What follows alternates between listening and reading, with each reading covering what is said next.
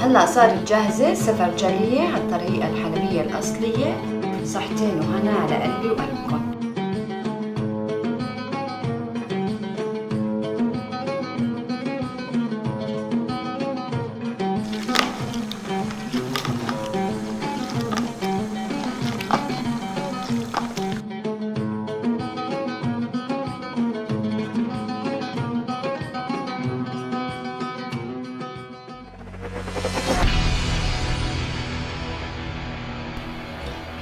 صباح الخير صبايا، كيفكن؟ اخباركم؟ ان شاء الله كلياتكم مناح. اليوم رح نعمل مع بعضنا كبة بسفرجلية.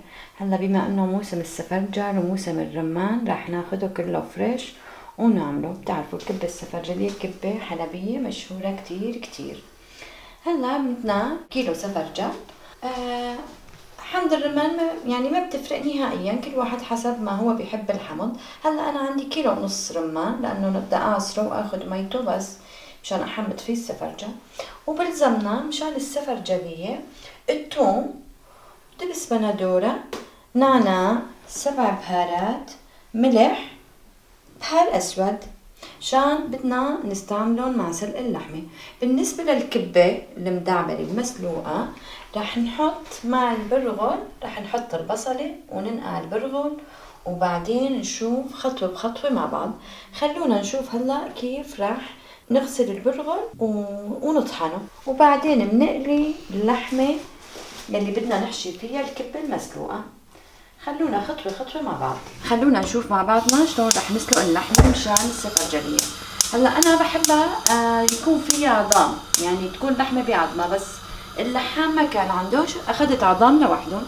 هلا رح انزل اللحمة الشقف مع العظام واسلقهم مع بعضهم. انتو بتعرفوا كلياتنا بنعرف انه فائدة العظام مش قد منيحة.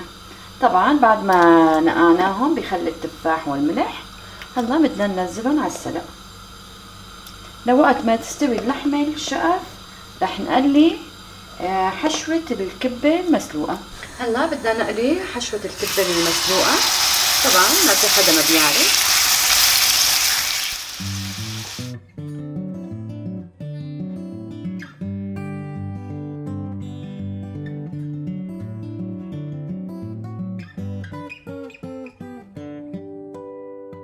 هلا بننزل البلح،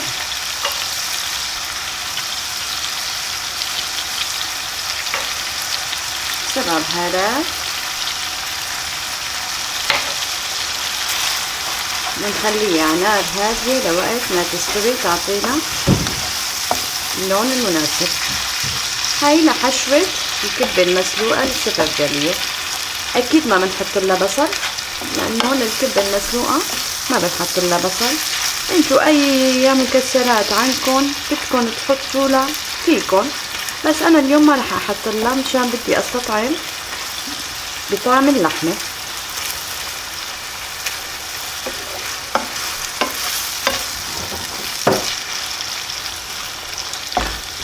هلا رح نحضر الكبة المسلوقة لوقت ما تستوي اللحمة الشقف للسفرجلية. هلا بعد ما نقعنا البرغل، كاستين برغل حطينا لهم بصل صغيرة وبدنا نطحنهم على الماكينة حتى نعمل الكبة المسلوقة.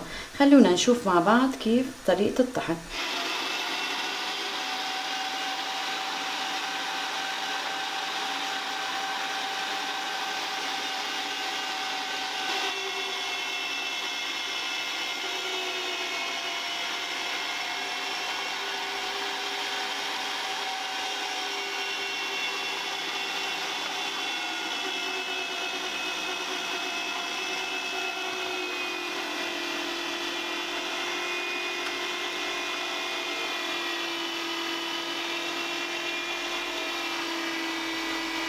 هلا رح نطحن الدور الثاني مع الهبرة، يعني كاستين برغل، نص كيلو برغل، ربع كيلو هبرة.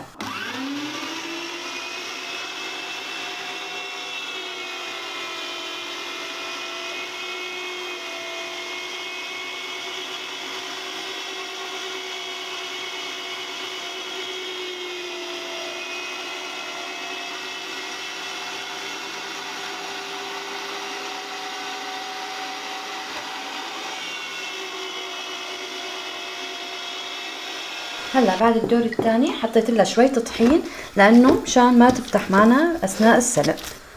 هلا رح نشوف مع بعضنا كيف رح نعمل الكبة المسلوقة. بعد ما نعجنها ونخلص بدنا نحشيها. صارت عنا الحشوة جاهزة، بس لوقت ما هاي العجينة تاخد قوامها.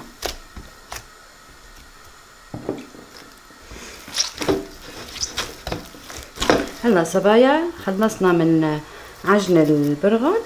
هلا بدينا نحشيها ونعملها مسلوقة مشان نسلقها بالمي وناكلها مع السفرجلية. هلا جبت انا معلقة نشا كبيرة حطيتها بالمي مشان اضمن ابدا ما تفتح معي الكبة اثناء السلق.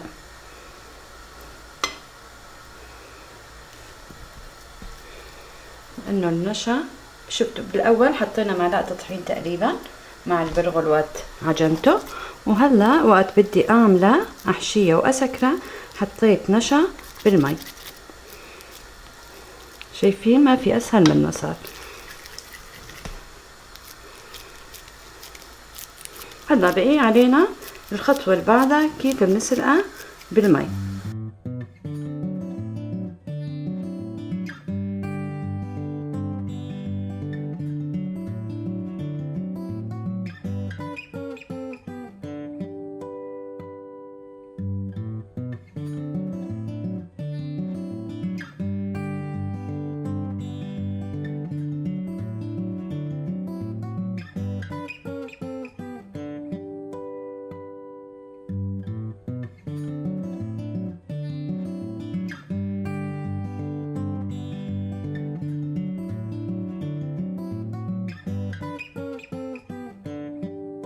هلا صبايا بدنا نسلق الكبة المسلوقة. بنحط معلقتين ملح كبار اثناء السلق، وكتير نقطة صغيرة من ملح الليمون مشان ابدا ما ان شاء الله ما تفتح معنا نهائيا. هلا بندوب الملح وبننزل الكبة المسلوقة شوي شوي. اكيد ما رح نكتر الكمية جوات الطنجرة لانه هاي الكبة المسلوقة كتير دقفة، ما فينا ننزل كمية كبيرة. هلا بسم الله الرحمن الرحيم رح نخليها تقريبا بين 5 دقايق و7 دقايق لتستوي البرغل وتستوي الكبة، مشان وقت ننزلها بالسفرجلية ما تفتح معنا. طريقة كتير سهلة وبسيطة، يعني انا بشوفها اسهل الطبخ اللي هن الكباب. هلا بعد 5 دقايق 7 دقايق نحن بنشوف كيف تغير لون البرغل واستوت. نطالعها بنبردها وبنحطها بالمصفاية. بعدين بس تبرد بننقلها لصحن تقديم.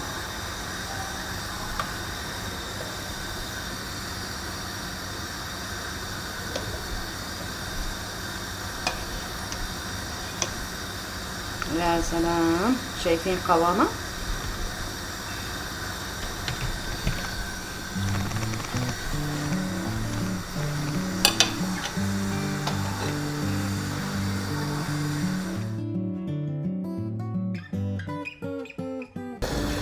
هلا بعد ما تاكدنا من اللحمه انه استوت، شايفين كيف؟ هلا انا قلت لكم حطيت العظام مع اللحمه مشان فائده العظام. هلا تاكدنا من اللحمه انه استوت منيح. يا سلام، راح ننزل الثوم يستوي معه، اكيد بلا الحمض ابدا مثل ما بيقولوا على الحلو. يعني راح ننزل الثوم والنعناع، خلي يستوي النعناع والثوم هو على الحلو. لسه ما حطينا لا حمض الرمان ولا دبس البندورة ولا اي شيء.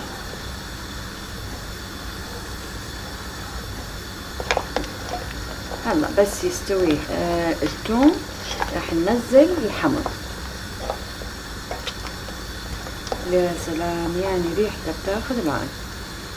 هلا فينا نطالع حبات الهال. طبعا اثناء سلق اللحمه كل واحد المتوفر عنده بيحطه. ورق غار، حبهان، قرفة، أي شيء أنت بتحبيه بتحطيه. أنا اليوم كان بس متوفر عندي حب الهال، بس طبعا نقعته للعظام وللحمة نقعتهم بخل التفاح. هلا بعد ما حطينا النعناع والثوم على البارد رح ننزل حمض الرمان الفريش. يا سلام،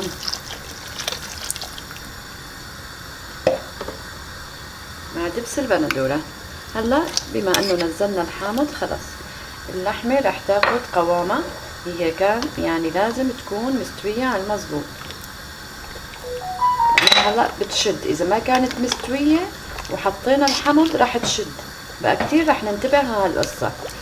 شايفين كيف؟ حتى السفرجل هلا ما بنزله للاخر لانه بده بعدين كتير يستوي ما يبقى فيه قوام. لا، انا بخلي الصوص يتعقد مع بعضه، حمض الرمان مع دبس البندورة والملح. اخر شي بحط السفرجل وبحط شوي صغيرة من دبس الرمان اذا كان بحتاج. شايفين اللون قديش فظيع؟ هلا رح ننزل بقى السفرجل بعد ما صار الحمض كويس والملح. قلت لكم رح ننزله اخر الشي مشان ما كتير يستوي ويفقد قوام. هلا بيطوف معنا على الوش. نحن ايمت بدنا نعرف انه استوى، بس ما غاص خلص نعرف انه استوى.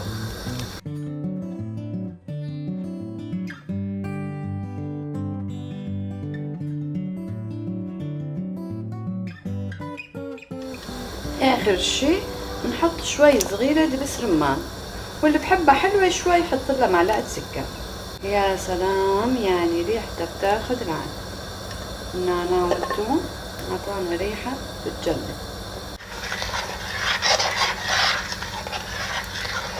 يعني شايفين قديش لون الرمان الفريش عطانا اياها، ولا اروع من هيك طعم. بس شوي صغيرة انا راح اضيف لها دبس رمان لانه الدبس حمض الرمان لوحده بالظاهر ما كتير انه كفى. هلا لو انه شوي لونه تغير بيكون من دبس الرمان، بس ما بيأثر اكيد.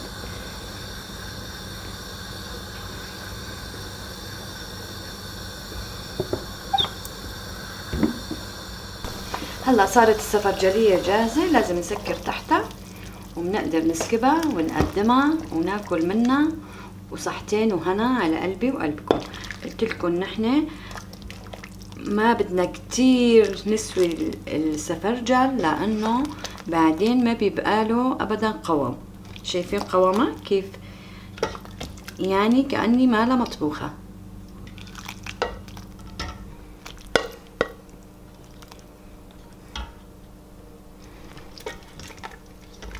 صحتين وهنا على قلبي وقلبكم. هلا صارت جاهزة السفرجلية على الطريقة الحلبية الأصلية. إذا عجبكم الفيديو شاركونا وما تنسونا باللايك. صحتين وهنا على قلبي وقلبكم. يا سلام على السفرجل الطازة والرمان الطازة، يعني شي بياخد العقل.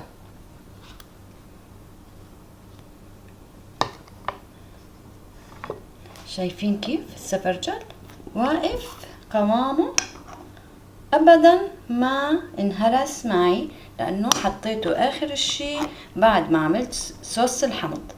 شفتوا يعني درجة بدرجة كنا مع بعضنا، خطوة بخطوة كنا مع بعض.